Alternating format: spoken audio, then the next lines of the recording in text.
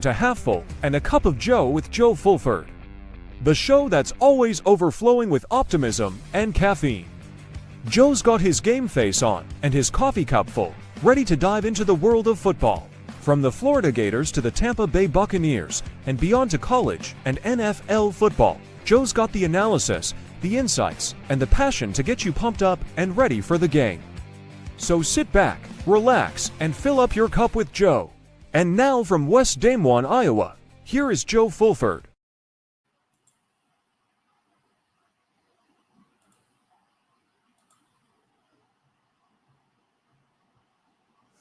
Good.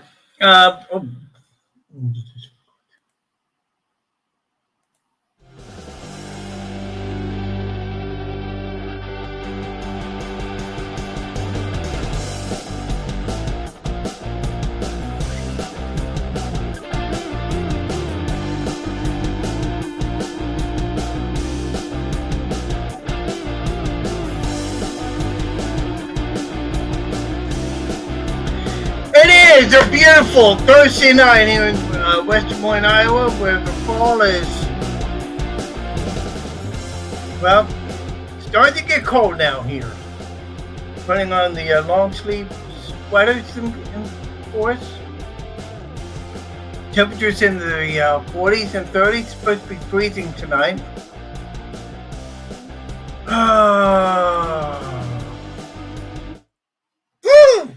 Kind of cold, but down in Gainesville, it's very hot. I mean, very, very hot right now, especially given everything that has happened here in the past few days. It is causing havoc in the sports world, especially if you're a Florida Gator. We're going to talk a lot about that tonight coming up.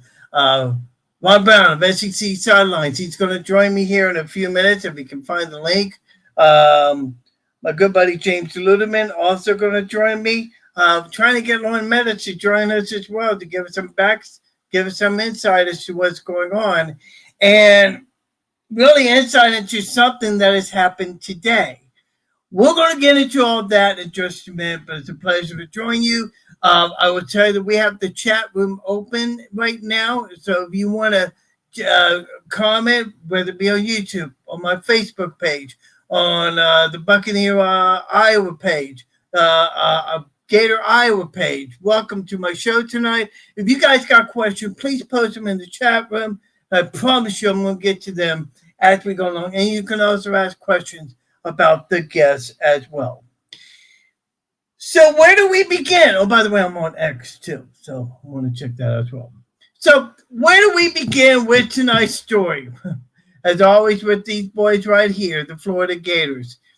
Saturday night, it was a build-up. Well, before we get into Saturday night, let's take a step back and let's review 24 to 48 hours before the game against Mississippi State. There were reports that came out that athletic director Scott Strickland allegedly met with some prominent boosters to discuss the future of the Florida Gators and the Billy Napier. As it turned out, he did speak to one booster, but that was it. Now, let's fast forward to Saturday night where the Florida Gators took on Mississippi State. They defeated Mississippi State, but if you saw the highlights of the game and saw the post-mortem, you kind of got the feeling that that this might have been the last game for Billy Napier and the Florida Gators. It was not a pleasant experience on Saturday night, even though the Gators have won the game. And I'm trying to remember everything's been it's been a madhouse, and I'm trying to find the final score of the game. Forget what it was, but anyways, the Gators had won the game on Saturday night. Now, in the post game afterwards, you could tell that the media was speaking to a very defeated Billy Napier. By the way, 23-21 was the final score. Gators almost lost this one in the closing minute, but thanks to defensive tackle Michael Below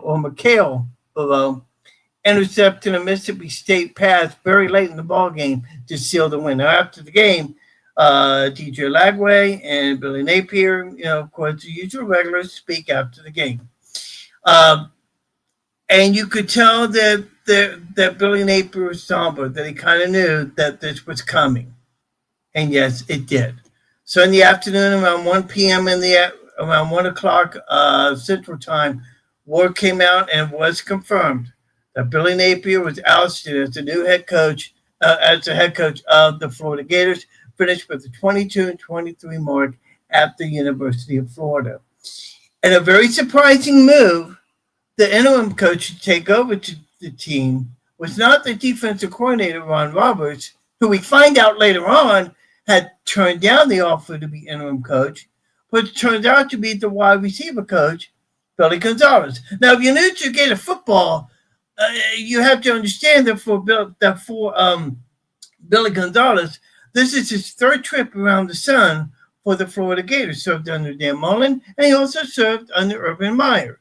So he knows a lot about the history of the Florida Gators. He knows a lot of history about the culture of the Florida Gators, and he knows what it takes to win.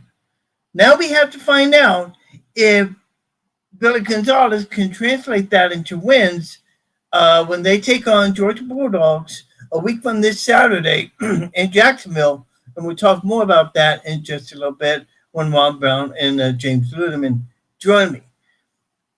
Now we get into the other side of the picture. There are obviously now the rumors flying around about who's going to be the new head coach. Obviously, Lane Kiffin comes up in the conversation, the head coach of the Mississippi State, not Mississippi State, Ole Miss. Hang on here just a minute. Okay, let's see here. Let me do something real quick. Which Ron Brown's always busy, but he'll join me when he's able to. Let's get into what happened afterwards. We said Billy Gonzalez, interim head coach. Billy's already started making some changes. Steve Spurrier Jr. will be down on the field, assisting with DJ Lagway, the quarterback, both Ryan O'Hara and I forget the other coach, somebody else, Ryan Callaway. But Ryan O'Hara and Callaway, coaches for the team, are going to be up in the booth calling the game. And they wanted to do that to get a better feel for this offense. Gonzalez promises to be some changes on the offense, be more open. And now as we get into all the changes and the new and what's happening right now, you kind of start to get the feeling that Gator Nation may start to make its way back. We're going to find out a week from the Saturday in Gainesville. But let's hold on to our horses yet, because before we can even crown Gonzalez to be the new head coach, there are other candidates, and we want to see what Billy Gonzalez does. Obviously, Lane Kiffin is the top dog. Today, we found out that Marcus Freeman allegedly turned down the offer to be the new head coach of the Florida Gators. Doubt if he was even asked, because this is during the season. Again, coaches are not obviously not going to say if they want the job. Who would? Okay, I think that's obviously stupid. Now, there is a story that has come out, and it's courtesy of GatorbaitMedia.com, written by France Beard.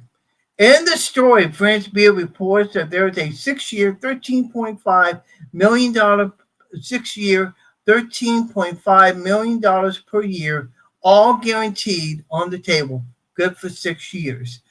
I'm going to read you just a little bit part of the story.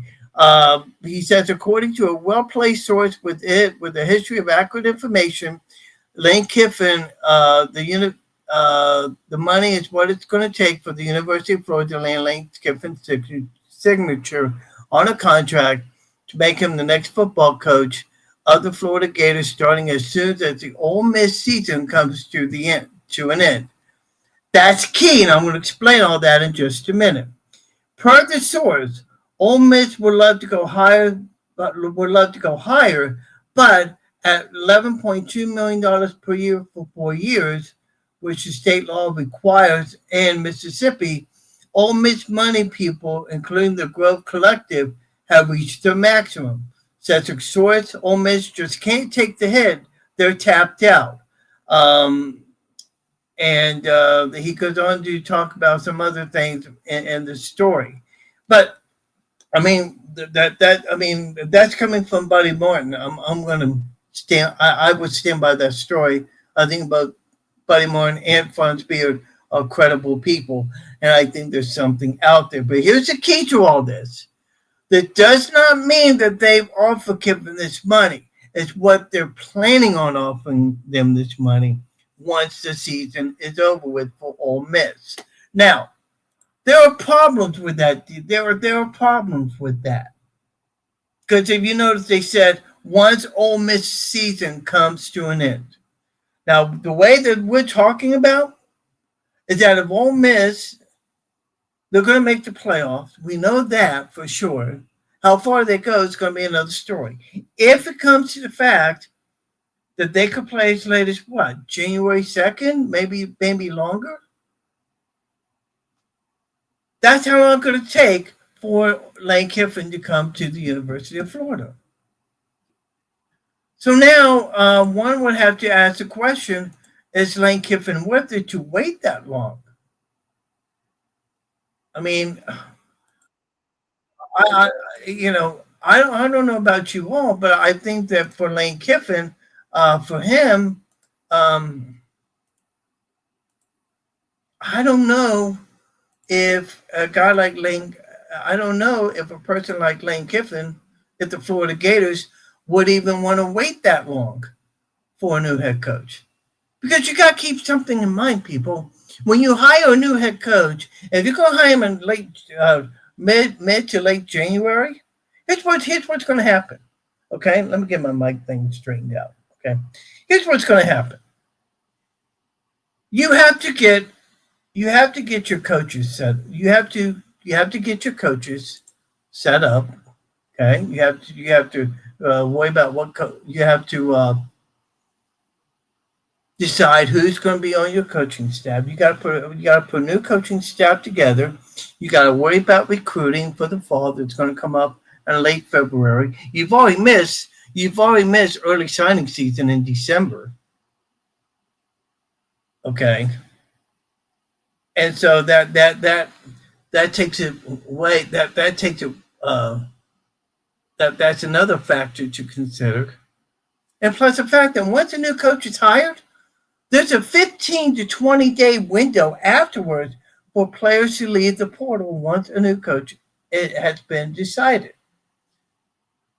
Now I believe that's on January 2nd. I forget. My dates are messed up. If somebody does have that information, please post it, because excuse me, I would love to know what that is. But as I sit here and look at all this and look at the money that they're putting on the table, which I'm happy they're doing, I'm ecstatic that Florida is going to finally start paying a coach money and get them active. You know, they want to pay somebody. They're serious about football. But as we move into this new, I don't want to say new era, but new phase of the Florida Gator football team, one has to wonder, how long can Florida really wait? Is it really worth to sacrifice a year? Is it really worth to sacrifice a year for Lane Kiffin to come and basically possibly have a bad season in 2026? I don't think it's worth it. Plus the fact that when you consider, I'm sorry, by the way, I apologize. My headphones are getting screwed up. And oh, by the way, one thing you got to keep in mind too is that there are players that could possibly leave, which could also mean people like DJ Lagway and company. possibly saying goodbye. I'm leaving, going to another team. I mean, those are strong factors to consider. Now you got obviously people like Dan Lanning. You got people like um, um,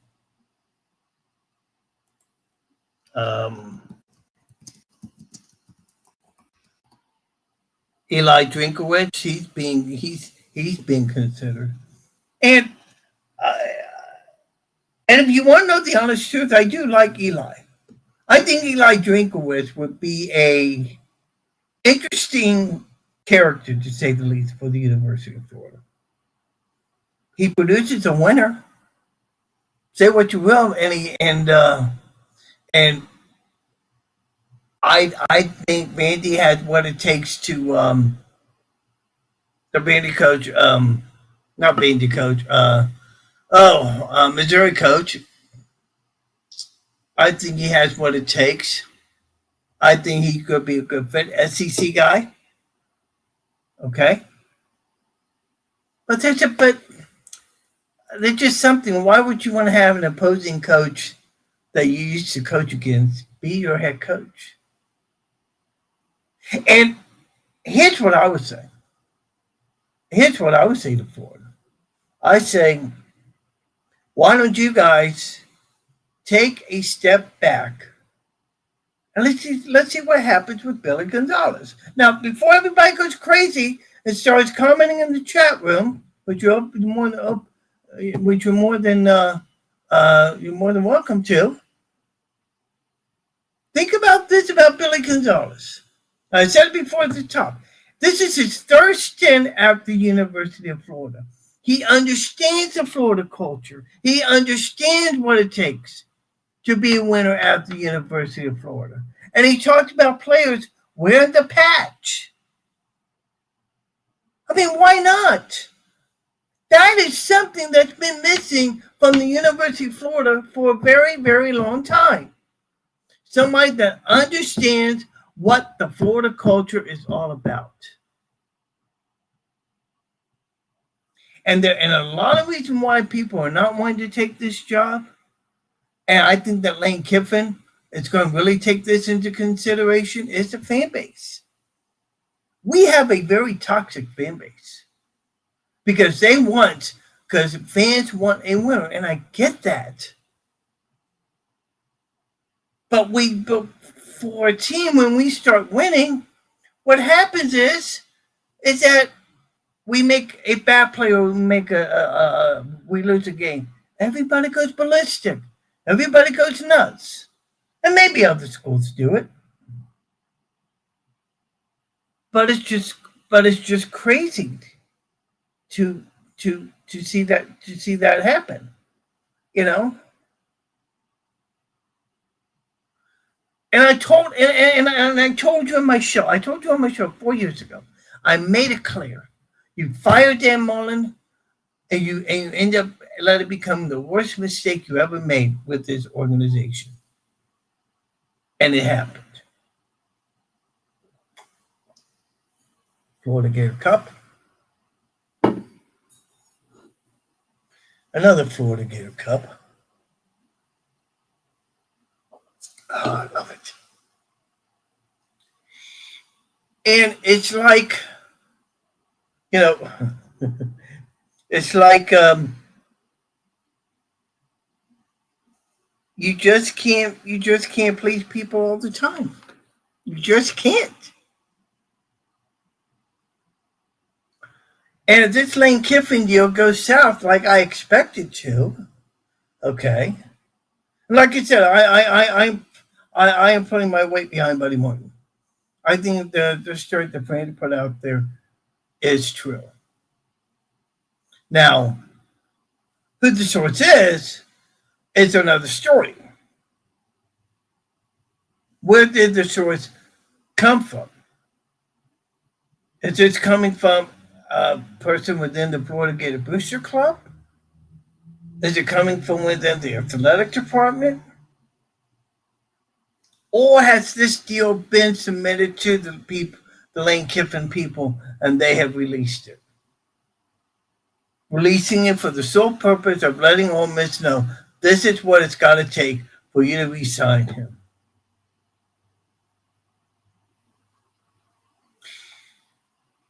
It's a cat and mouse game. It's all about strategy. It's all about you know deciding how it's all about gamesmanship, a chess match more or less. That's what this is about. And there's going to be a lot of rumors. There's going to be a lot of speculation coming out in the next few weeks. The events with the Gatorade Media today, that is just the beginning. Okay, it's going to, and it could get worse. And by the way, I want it to be known here that even if that offer was presented, Lane Kiffin's not going to accept it right away. Oh yeah, I'll take the deal. Yeah, I'll sign that on the dotted line. Please, are you kidding me? Come on. I even find it more amusing when reporters ask Lane Kiffin, "Are you interested in the Florida Gator job?" Well, what's he gonna say? Yeah, I think I'm gonna take a look at that Florida job and see how it is, and we'll get back to you on it.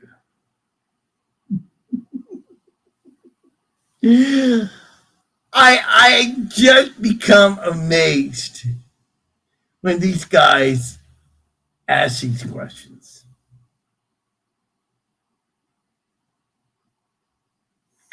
And before we go on any further, let me just say a couple words about Billy Napier, because I really felt like that Billy Napier did some great things for this program. He built it. He changed the culture. But the problem with Billy is that he was too stubborn to understand what it takes to win. And because of that stubbornness, that costed him his job. And the same thing happened with Dan Mullen. Didn't want to recruit. Was champ, And as I look at all this, I'm saying to myself that we're starting to set a gold standard here that if you don't win after 4 years, you don't need to be here. Now, that's a fair argument given the fact that the transfer portal is now in play, and you're able to get good players sooner than expected. Great, I get that, but I will also say this: if you're not winning by the end of year 4, you're doing something wrong. And for Billy, his fall from grace was not was letting his ego become front and center and determining that I'm going to call the plays. Reminds me of another coach that happened to. I forget who it was, but there was a coach where he was adamant, didn't want to hire an offensive coordinator. It turned out that he lost his job because of it.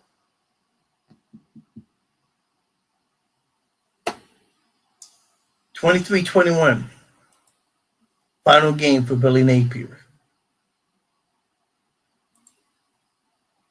And for him,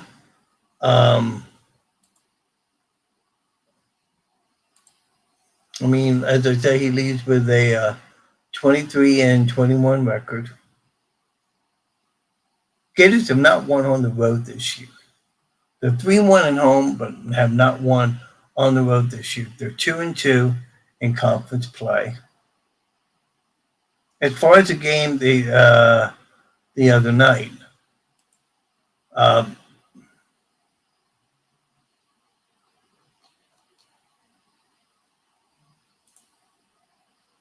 DJ Lagway, 20 of 34, 280 yards, 2 critical touchdowns, took 2 sacks. Jaden Ball, God, that man can run the ball. 23 carries, 151 yards, um, 1 touchdown. And the Ronald Brown, 5 catches for 83 yards. Um, as far as defensively, Alfonso Allen, what a stud. That guy played like an animal the other night. Eight tackles on the day, 7 assists. I think we had a sack in the game. Yeah, Cameron James and Brian Taylor Ford they got together on 2 sacks. Kofi Asari had a sack, and Brendan Bett had another sack. 4 sacks in all on the game. Tommy Domain had 4 punts, averaging 161 yards. Trace Mack had 3 field goals on the day. But it wasn't enough to it was not enough for Billy Napier to keep his job because of the poor play. And now, as we have a break, we have Florida at Georgia, Florida versus Georgia in Jacksonville this week. Going to be a great game. Not this week, but a week from the Saturday. The players are all off this week. And you know what? As a matter of fact, here's what I would say to here's what I would say to those that are doubtful about this about the rest of the season. I would say this: if I was Derek Lagway, I wouldn't go home. I would try and get with the coaches and see what they can do to make this offense better. What could put in a little bit extra time into the team. Okay. Now the problem with that you have is that the coaches can't get out on the road and recruit, which is what they're doing now. Okay. Now what's funny about that from the recruiting standpoint, hardly anybody has said that they are pulling their commitment from Florida. So, I mean, I think that speaks volume about what Billy Napier is doing. And I think that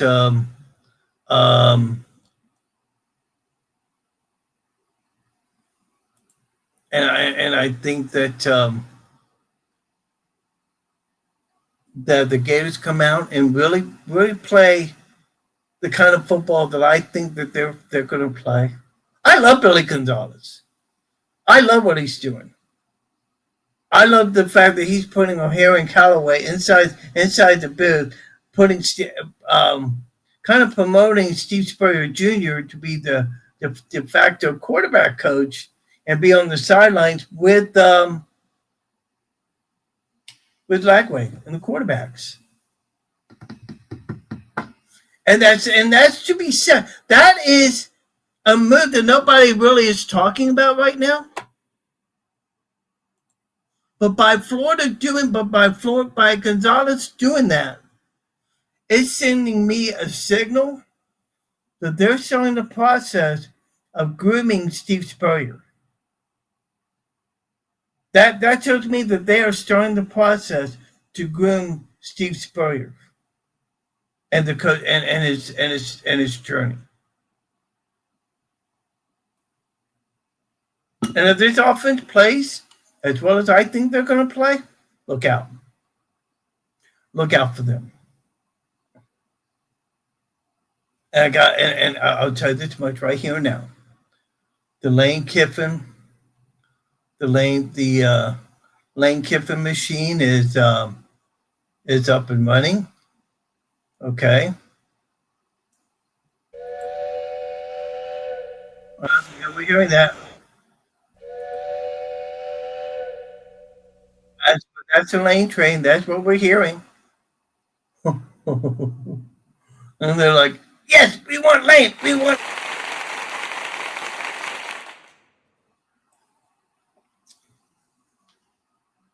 But if Gonzalez leads his team to win the rest of their game, and it's quite possible. It's quite possible. Let's remember. Let's take a look at their football schedule as we have it right now. They got Georgia on the 1st of November in Jacksonville. They're at Kentucky. They were home against Ole Miss. I don't think that's right, is it? No, they're away at Ole Miss. Wow, next 2 games are away. Then they come back home for the final 2 games against Tennessee, then against Florida State.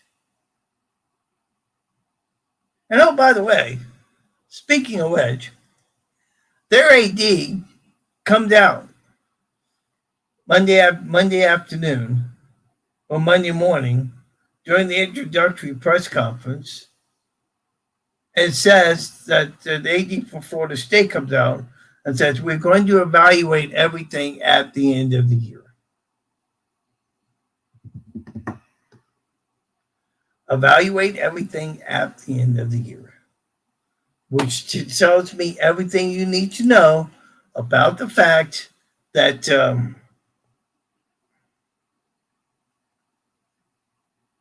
that Mike Norvell may very well be out of a job. Wow. That is going to be interesting. But I'll tell you something else too. If the Gators run the table, look, right now, as we have to hang on just a second. Let me double check something because I want to be careful about this.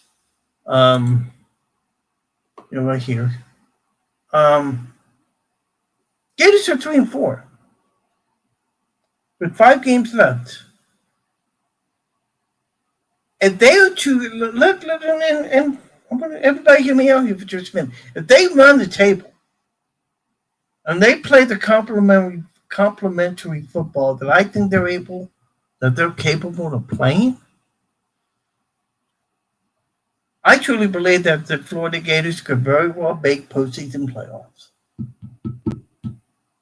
Because there's not that many teams with 2 and 3 losses.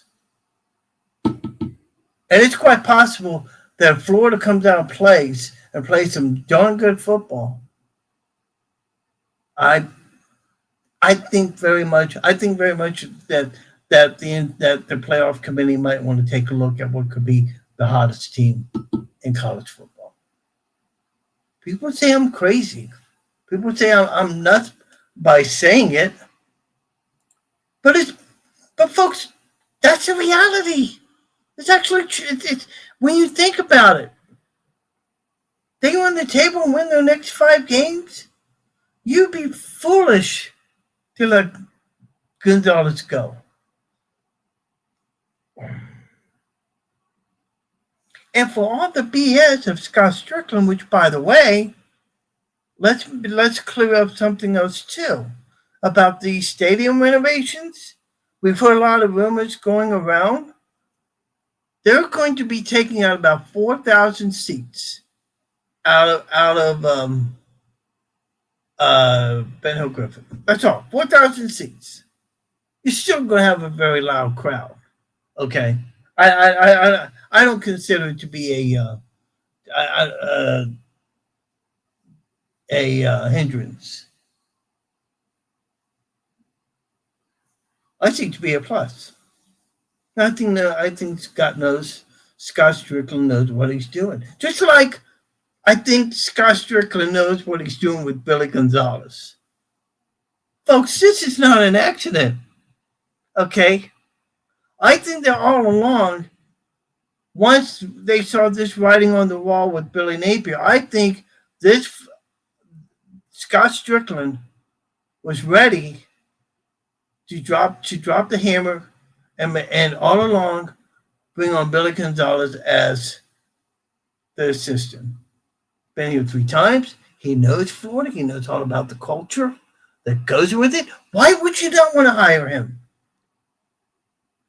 That is if he wants to table and plays well. I want to keep that in the back of everybody's mind here. If he wants to table and if he should run the table and went out. But hey, who knows? You know?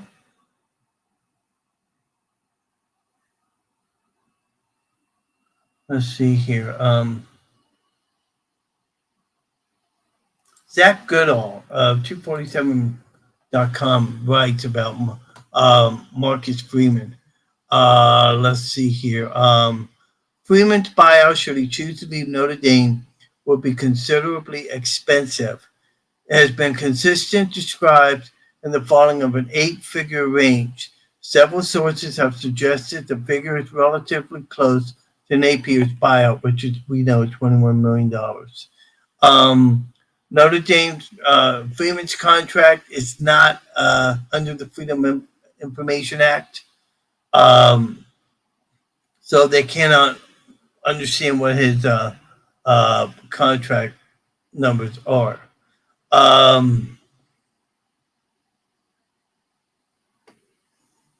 Let's see here. Let me see if I can find anything. Kiffin's buyout, Ole Miss, is reportedly $3 million. Drinkowitz, Mizzou, will be $4.5 billion. That's per Zach Goodall of 247 Sports. He says that Florida would not be conservative when it comes to crafting a contract for the next head coach. He also said that the program will have to, quote, manage the financial hit of Napier's buyouts, and that resources are not unlimited. I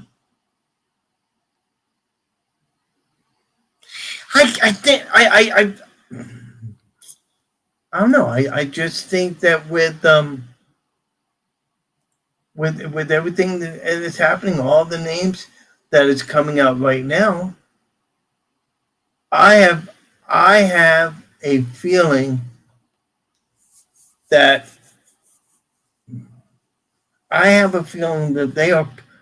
playing this out through the media. The $13.5 million per year that Gatorade Sports put out. I think Florida gave that to him. They're letting him know this is what we're willing to pay for Lane Kiffin.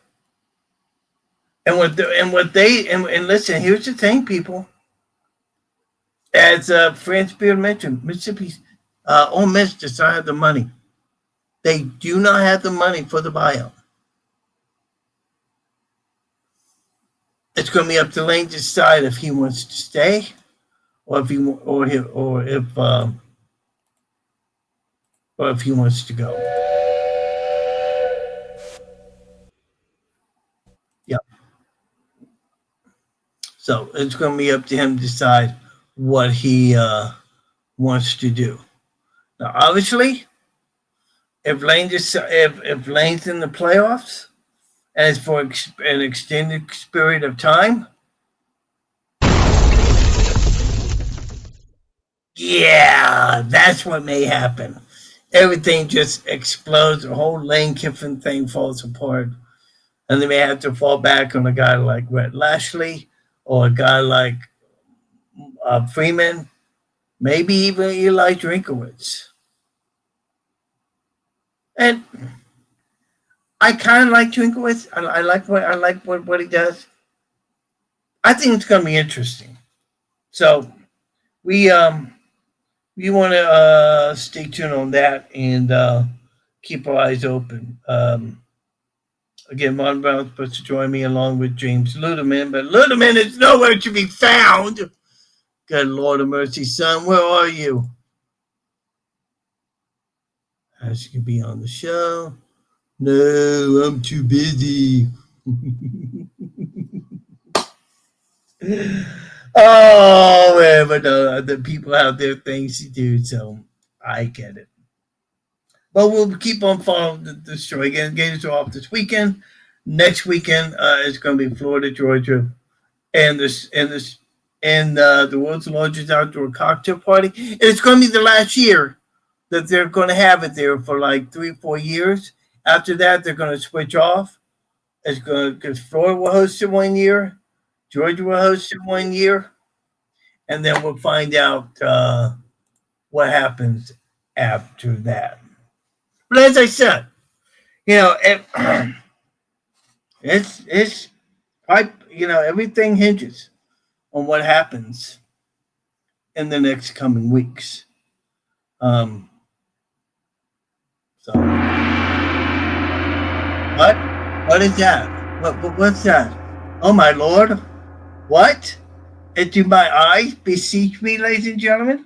Yes, ladies and gentlemen, it is himself from SEC Sidelines, the one and only Mr. Rob Brown. My apologies. Apologies for being late. No.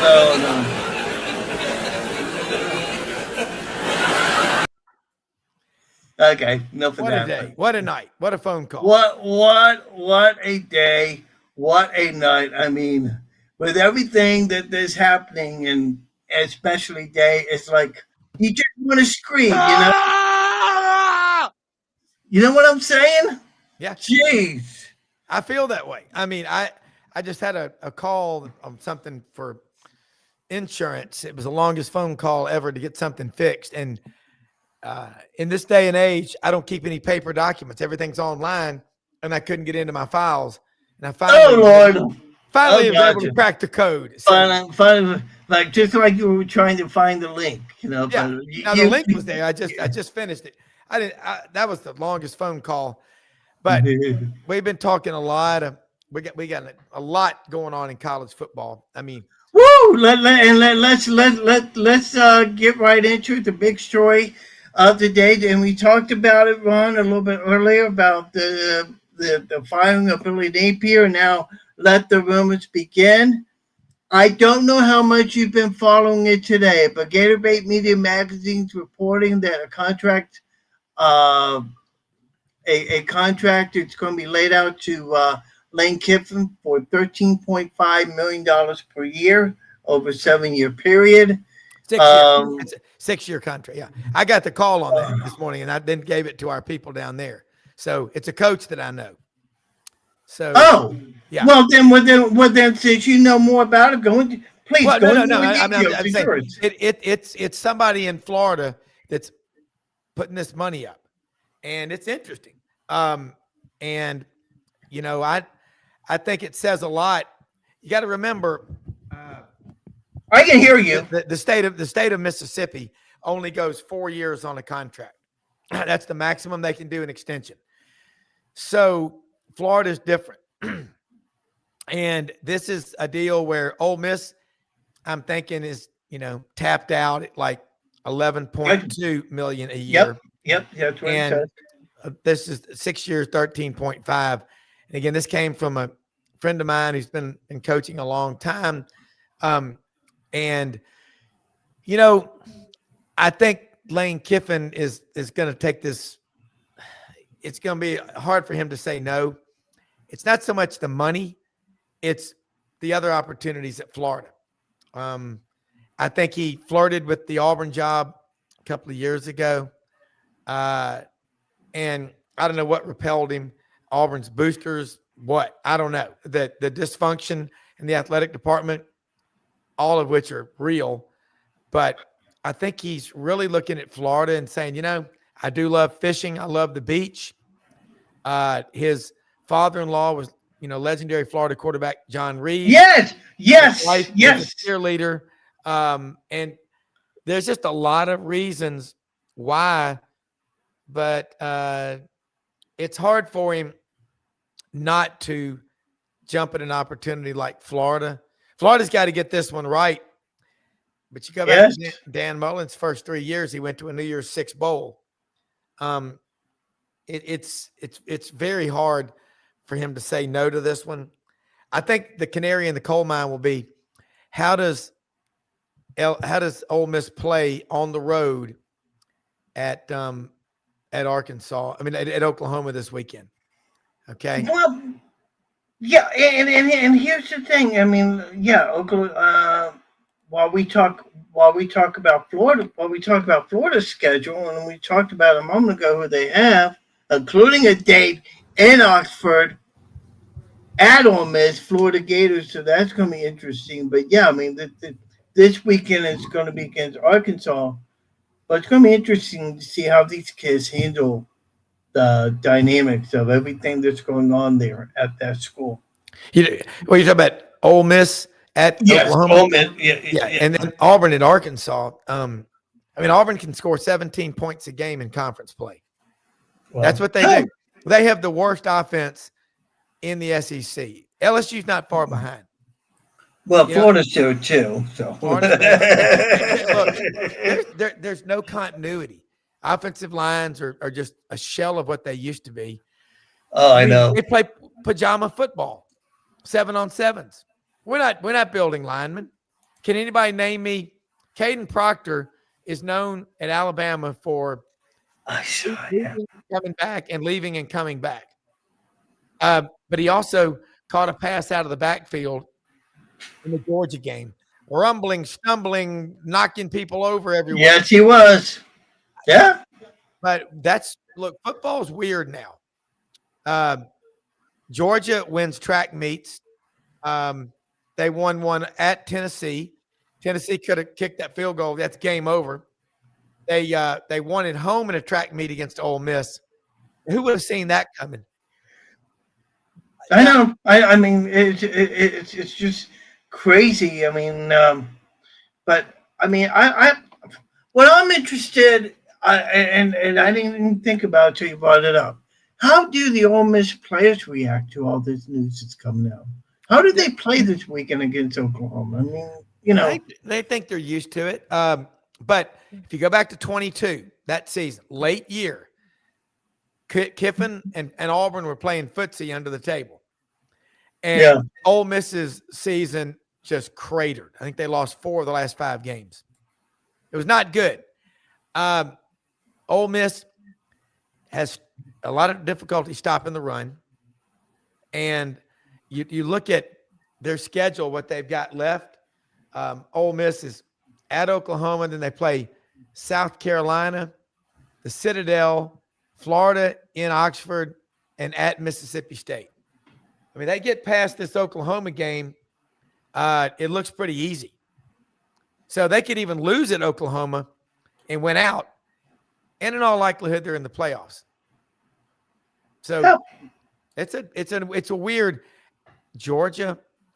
You know what? You know how many interceptions Gunnar Stockton has for Georgia this year? 1. 1. Ty Simpson at Alabama, 1. Yeah.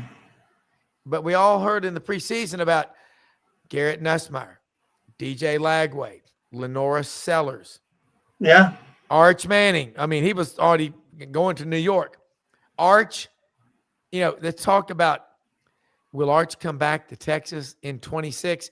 And during the summer, I heard that you need 25 or 30 starts in college to be a serious NFL candidate at quarterback. So Arch Manning, Pete Cordelli said on our show Monday when the internet crashed on the Eastern Seaboard, it was crazy. He said, I'm going to predict he thinks Arch is going to be playing for Kurt Cignetti at Indiana next year. See what happens. Oh, that's going to be interesting. And speaking of Kurt Cignetti, this how all this got started, $11.3 million per year. Now he's the head coach to stay at Indiana, and now all of a sudden all this big time money is coming out. Yeah, a lot. The money that is. First of all, I need to understand. This report that's out there about $13.5 million. This is not what they've offered Kiffin. It's that's what the groundwork is going to be, right? For a coach, yeah. Yeah, okay. For All Kiffin. right, so Yeah. David, I think it's an offer to Kiffin. okay. So But the offer is it's not the an offer offer to Hugh Freeze, unless you want to sink your football program. yeah, that whole situation, I'm like, whoa, it's really shocking to me. I think what's really more shocking to me was hearing the news that the Florida State athletic director has announced that he's going to wait till season's end to decide on the status of Mike Norvell. I mean, come on, are you serious? That when somebody comes out with a report like that, he's going to get a copy of the home game. Well, Mike Norvell made a comment last year that SMU, Stanford, Cal, why are we playing them? We're better than this conference. Since he made that statement, Florida State is 1-11 in ACC games. Now, I watched Saturday night, stayed up late. They lost to Stanford. I know. Florida State, look, when they overreacted, when they did not make the playoffs in 2023 and 31 players quit, you call it opting out, they quit. When those guys all quit, they lost the locker room. They lost the culture. And Georgia beat them 63-7. And it carried over to last year, 2-10. I know. And Gus Malzahn, he'll shock you the first 2 or 3 games, but everybody will adjust. The problem is he doesn't. He's running the same offense he's run forever. Well, that's the thing. Yeah. Look, you can say the same about Billy. First 2 or 3 games, great, but he just stuck to what he wanted to do and would not change. And that leads me to the point now with the Gators making the changes. Russ Callaway and Ryan, who is it? Russ Callaway and Ryan O'Hara going up to the booth. They're going to be offensive coordinator, and down on the field it's going to be Steve Spurrier Jr., which I think is a great move. I think that's what's been needed all along, for the offensive coordinator to be up there in that booth instead of down on the field. Yeah. Well, I think Billy Napier, Gus Malzahn, Dabo Sweeney, Mike Norvell, these guys are really good, but they're set in their ways. Dabo's won a lot of games, but it's not working anymore. Hugh Freeze's offense is stuck in the past, and it doesn't work anymore. He tries to find broken down quarterbacks. He needs to go work at a rehab center or something. I think he'd have set, but you can't rehab quarterbacks at Peyton Thorne and Jackson Arnold. I mean, Jackson, it'd be great if he could stand in the pocket and throw downfield, but he can't. I mean, how much tape did you watch of this guy? And Freeze came out and asked for a public support from Auburn Athletic Director John Cohen. Really? I mean, guy, you look like Debbie Downer's husband. I mean, it's killed the culture at Auburn. The fans are just completely checked out.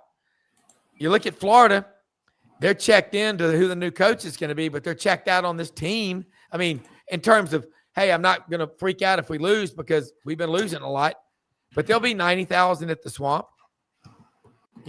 Florida fans, Auburn fans, they pack the stadiums, but you've got the tail wagging the dog with all these players. And then they threaten to hit the portal or something like that. Let them go. Let them go. Yeah. I mean, it's just amazing. I spelled sidelines wrong. What's wrong with me?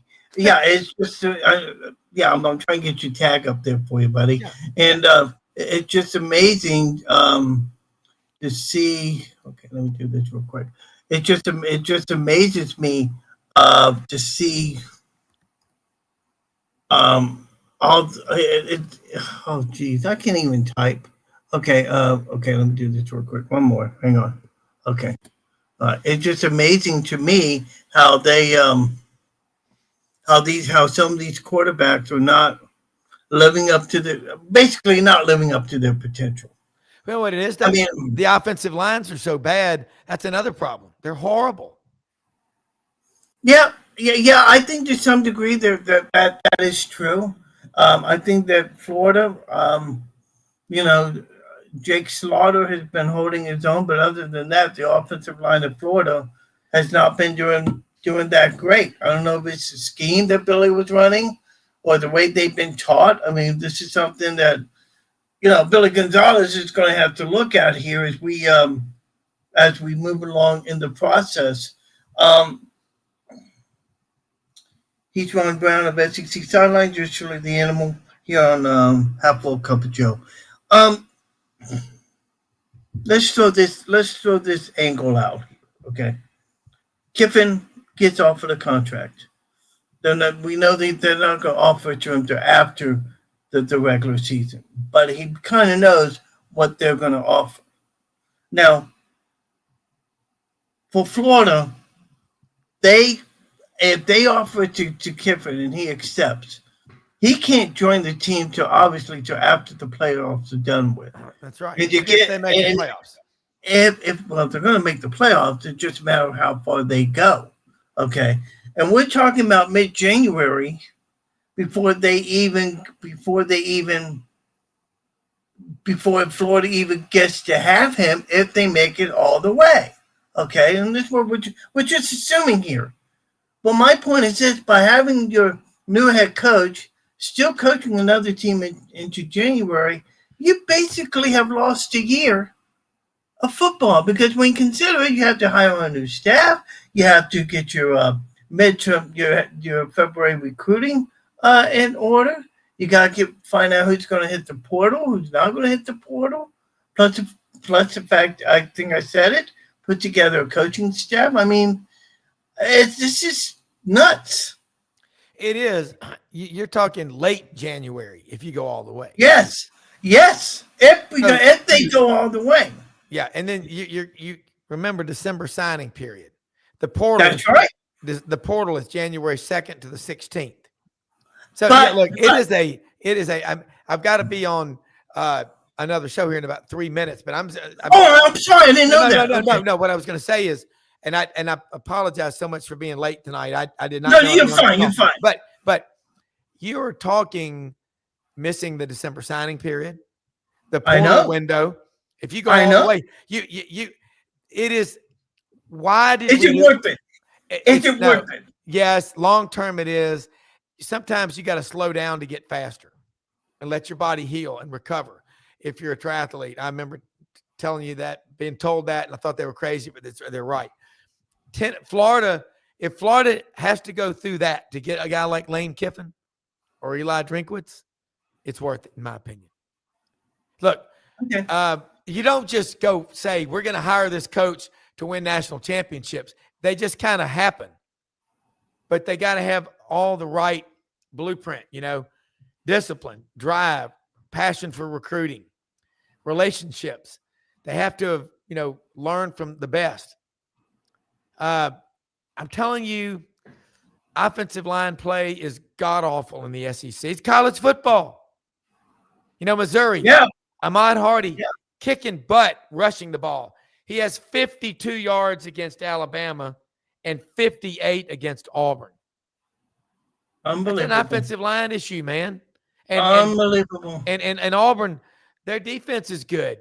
Offense is third world bad. Florida's offense, third world bad. Look at Georgia's defense. They just have to be good enough. Get that one more stop. Look at LSU. The LSU is going to be, I said it early on, 75-8-4. Alabama's going to go down there and beat them senseless. I wish I had more time. Texas A&M this weekend coming in. Yeah, I wish we had more time with you. I'll be back next week, and I apologize. No, you're fine. You probably gotta get on Buddy Martin's show. I got it, because we got to talk about that thing. But I'm ready to come back on next week, Joe. You just got to think about.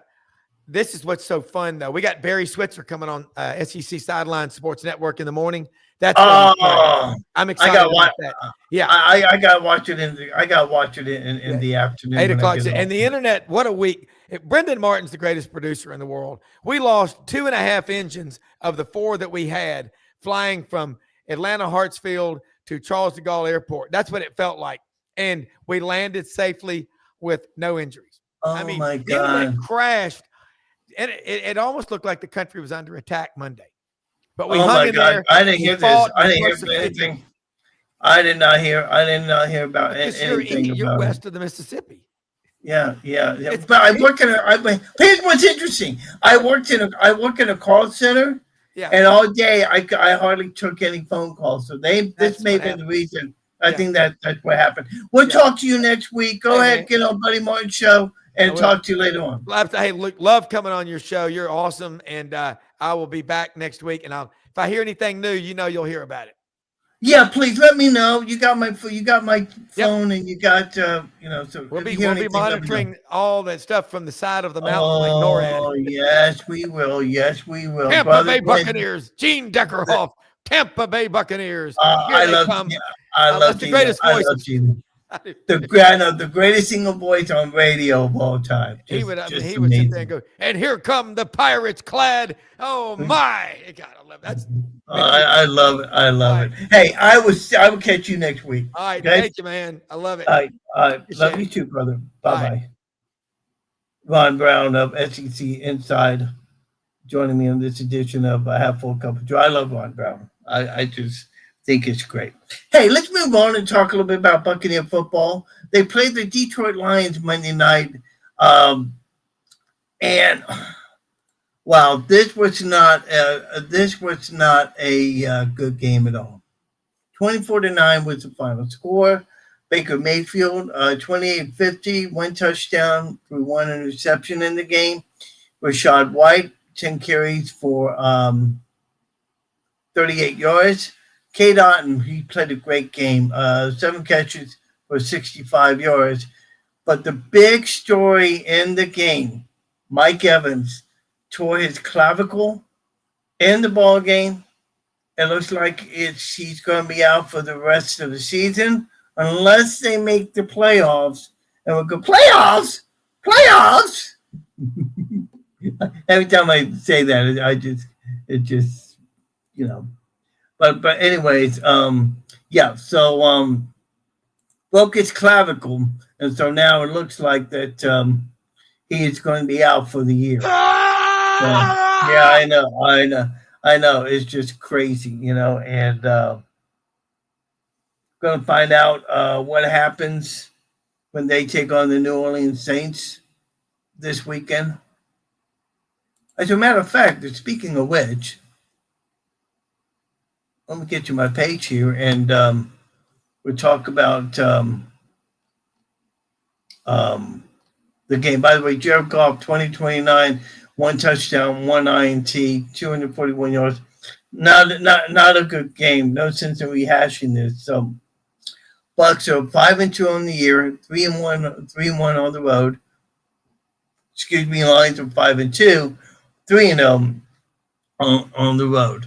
Now, for the Bucs, as I said, they take on the Saints next week. In fact, there was some. It's going to be insane this weekend in football. Starting with the Vikings, they're at Los Angeles Chargers. Minnesota's playing right now. They're up 14-0, and Carson Wentz just threw a pass, and I believe he hit his hand on the helmet. Going to follow that as that game moves along. Miami will be at Atlanta. New York will be Cincinnati. That is the Jets, Jets. Cleveland at New England. Giants at Philadelphia. That may be a good game. Buffalo, Carolina. The Bears at Baltimore. Wow. San Francisco, Houston.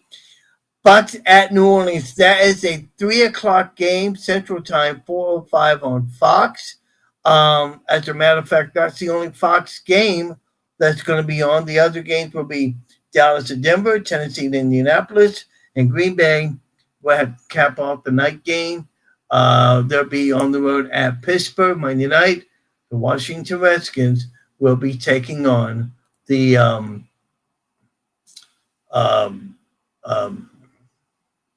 I lost it here. Hang on.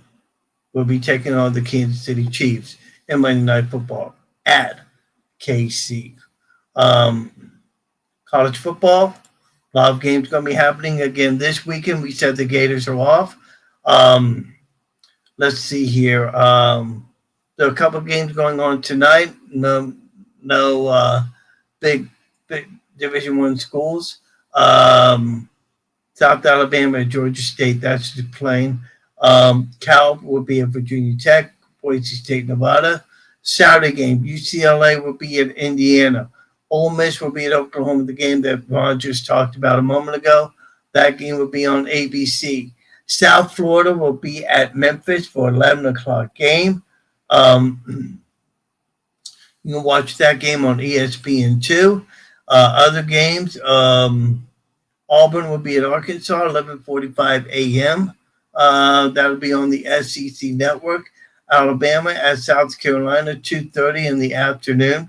You know, there are a lot of speculations about Shane Beamer and his job at South Carolina. I mean, you look at what that man has done. I think he has just done an outstanding job. And a lot of people, Virginia Tech people, would love for Shane Beamer to come home to Virginia Tech, but Shane says he's happy at South Carolina. He's not going to come, and he should. He should be happy. Missouri will be at Vanderbilt. That'll be another good game. 2:30 p.m. Central on ESPN. BYU will be on the road against Iowa State. 2:30 game. Other games will have Oklahoma State against Texas Tech. Stanford will be at Miami for a 6 o'clock game. Texas A&M will be at LSU 6:30 on ESPN. Michigan will be at Michigan State. That will be a barn burner. 7:30 Eastern Time, 6:30 Central. Colin, so might want to check that out. You know, say what you will. That is one of the best rivalries in all college football. Michigan versus Michigan State. You know, and Michigan's 25th ranked in the country. I like Michigan, but there's just something about Michigan State that draws me to them. And I wish that program was doing a lot better than what it's doing.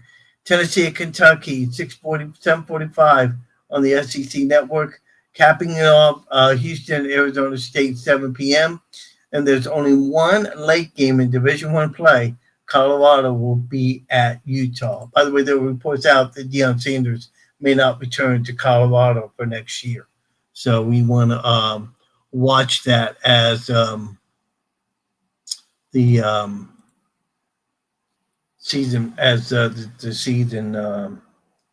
goes on. Let's see. I was expecting my boy to join me, and I do not see him here. Okay, so that's going to end it for our show tonight. Thanks to Ron Brown of SEC Inside to join. Thanks to him for joining me. We'll be back next week.